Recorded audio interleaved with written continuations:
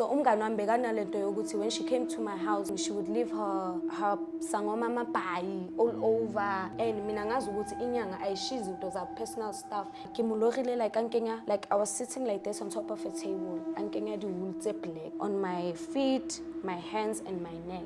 After that,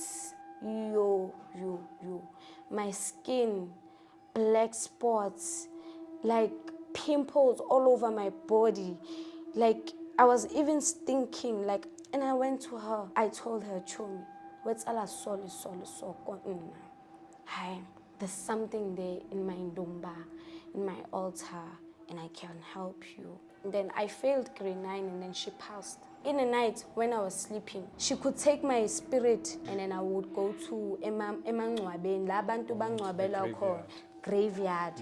And then I would go and I don't know, I would go like fresh people who were buried not so long ago. I would go there and eat their meat.